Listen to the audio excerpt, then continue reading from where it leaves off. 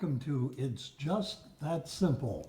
I'm Bill DeFoi, and joining me is my lovely co-host, Michele Wilson. And Michele, as always, good to have you in with us. Thank you for having me. It's always a pleasure. Well, listen, we're going to the dark side today, and we're not talking Star Wars, but we are talking the internet.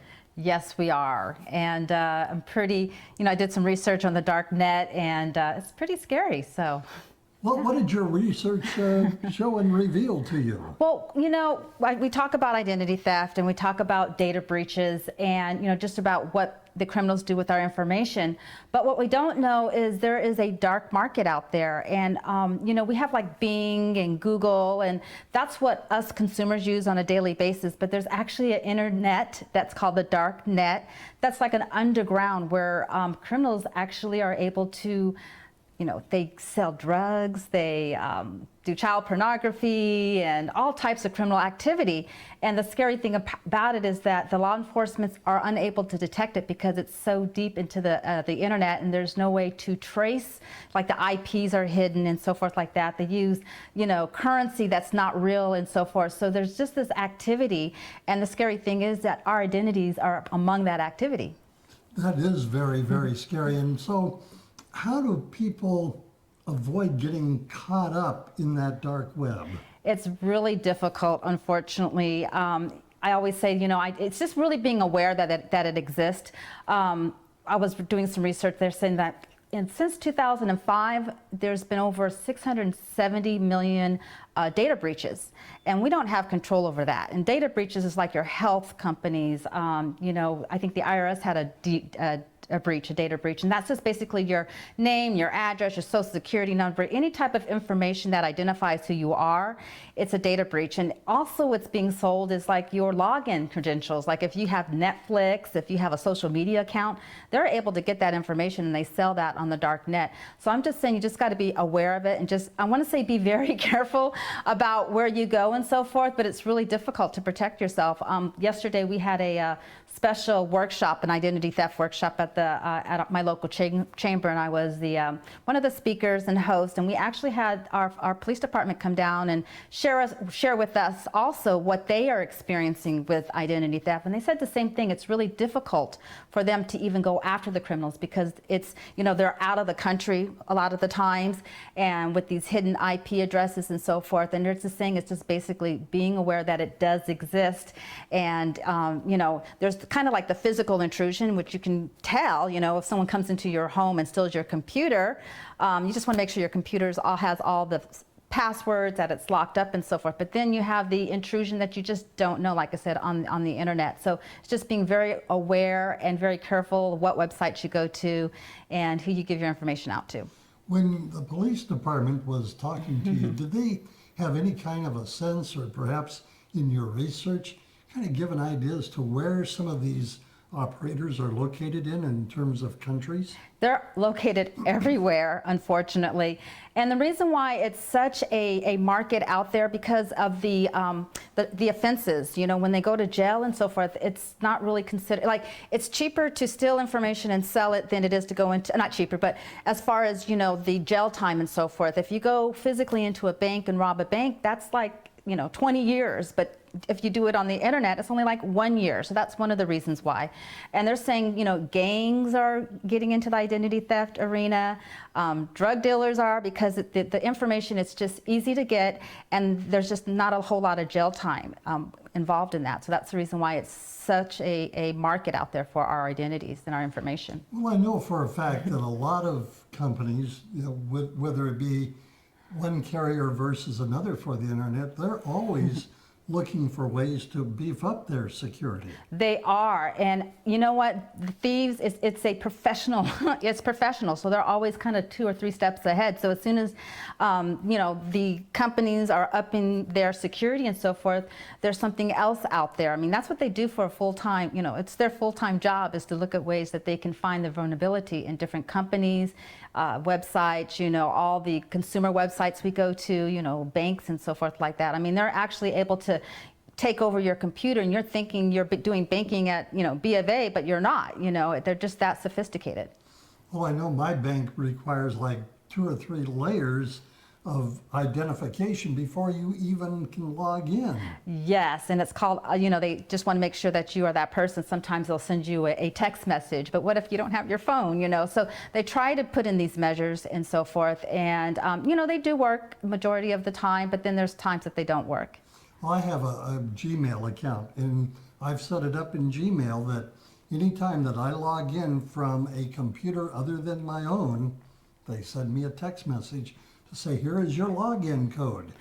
And even if I don't get a text message, I do have backup codes that I can carry with me.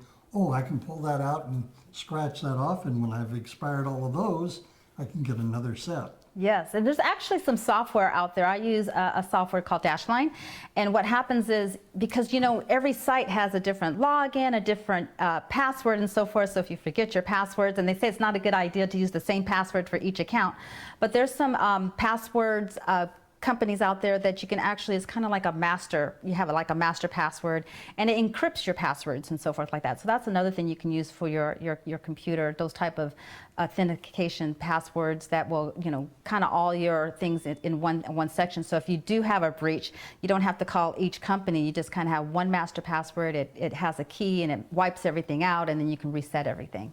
How important is encryption? Encryption is very important. Even now with the new debit and credit cards, I think we talked about, they have that chip and it encrypts it. It just creates a token, like a one-time token. So it's really important to have encryption, because not even the company that is holding your information has access to the data and so forth, because it's just going through all the numbers. And that's actually how the criminals get away with it. They encrypt when they're in the dark net, they are encrypting your information. And so that's why it's difficult for the law enforcement to get a hold of it. Well, to your point, my bank just issued me a brand new card and said, we've got this chip now embedded into the card. Yes, and it's funny that Europeans have been using that chip for over 10 years. So I think the companies here, the banking industry has lost so much money as opposed to, as identity theft. And now companies are actually going to be held more responsible than the banks are. So they're transferring that risk with the chip. So if you're a small business owner and you do not have a chip reader in the next few years, then you're going to really be held liable for the loss, as opposed to the banks are being liable for the loss. Well, it's an interesting point, because I went into a merchant readily in the last couple of weeks, and I went to use my old card, and they said, now, is this the one with the chip in it? No, I've got one coming. Okay. And they completed the transaction. Right. So it's, like I said, right now there's this turnover where they're going to still be accepting the sliding of the card. And really the big difference in those chips is that each time you use it, it gets it like a different key each time. So you only can use it once, and you actually have to have it, to be able to create that. It's called like a token. So yeah. Interesting. So the dark web, it's out there. We know that it exists. Law enforcement acknowledges that it exists. Are there ways to go in now and try and root out these people? I know that we don't have the IP addresses, but there's got to be other ways in our sophisticated form of technology to get these people identified and dealt with, and maybe even start imposing harsher penalties. I believe that there probably are working on it at this point in time. I think it's so much out there, unless it's a ring and so forth, it's just really hard for them to identify who they are. But they are able to catch them every now and then. It's just that there's so much. And I know the law enforcement says, if you do have some type of identity theft, the good thing is go to the police department and report it, because a lot of times we don't even report when something our identities are stolen. And those statistics that I was sharing earlier, like 670 million breaches and identity theft, it's probably much more, because people are not even reporting when they're having an identity death issue. I'm surprised to hear that even gangs are getting involved in the dark web. Yes, they are. And the dark web, what happens is there's actually a browser that's called the Onion router. So it's actually, they're just typing in a different browser, and it kind of gets them into the black web and so forth. And yeah, and it's amazing that they're saying that even gangs are really getting hip to this, because like I said, it's the jail time that they don't have that much jail time when they go, when they're caught. So in the black web, there's a back door to get to the black web. Yeah, there's a black door to get to the black web, and it's just, it's a kind of a scary situation, because it's really, I mean, you can still access it from your computer. You just need to know the access, the key to get behind it, yeah. Well, something very similar, but I think it kind of falls along in the same lines. A lot of people, like myself, either have iPhones or in my case, an Android, and we all have apps. Yes. How dangerous is it to use these apps now that we know that there's really a black market? Your phone is almost like a mini computer, so it can get viruses just as anything else. And if I know the iPhone and Apple, they're really particular about their apps and so forth. You have to go through a ring of tests and everything before you're approved to get on their store. However, on an Android, anyone could put an app up there. It's called an open market. So you got to be careful because you don't know. I mean, I've known that even predators, with kids and so forth, you download an app and they can monitor you. And so you just got to be kind of real careful I would always say, when something's new, I will Google first and kind of see, what it is. But you got to be careful because sometimes even companies, you think you're at one, let's say like a target, but if there's one letter off or, the IP, the URL is just a little bit different, but the site looks like a target site, it could still be, a different site and that you're not on. So you just got to pay close attention. I always look at the URLs, emails. I'm always checking my addresses just to see if it looks legit. Well, I know that in some cases you would put in a particular web address, and if you were off by one letter or added too many letters, you could actually be directed to a porn site or some other site that you go, whoa, where did this come from? Yeah, sometimes they do that. They get them close to the real site so that, like you said, that if you type it off a little bit, you'll go to those sites, and they do that on purpose. My goodness. And, people will get these domain names, and, that's just enough to fool the person if they don't have good spelling skills or don't have it saved in their memory to go to that website when they click down their Dropbox and say, oh, I want to go to this website or this website.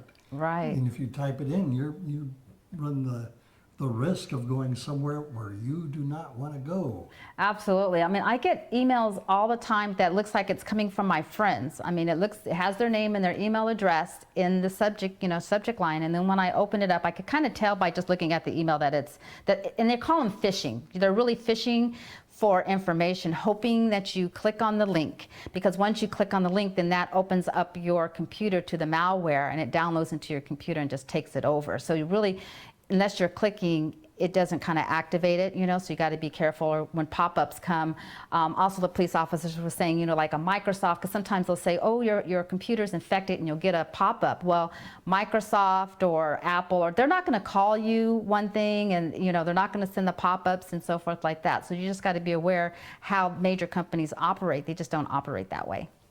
Well, so the message is be aware of the dark side. Be aware of the dark side. And we always say, it kind of like fire and insurance, you just want to have some type of protection in place before it happens because, so much is taking our information. Actually, they're saying with all the records being taken out there, it's like we've been hit twice as individuals, men, women, and children. So as I always say, it's not if, it's just kind of when. Exactly. So for Michele Hubbard, I want to have you, before we sign off here, give your contact information, and that way people can get a hold of you should they have more questions. Well, you can get a hold of me at Michele A. Wilson International. That's my company's name. And my email address is Michele, M-I-C-H-E-L-E, at MicheleWilsonInternational.com. And phone number 805-304-5088. Wonderful. And it's always a pleasure to have you with us. And Michele Wilson, and I'm Bill DeFoi. You've been watching It's Just That Simple, a production of the Heritage Media Group.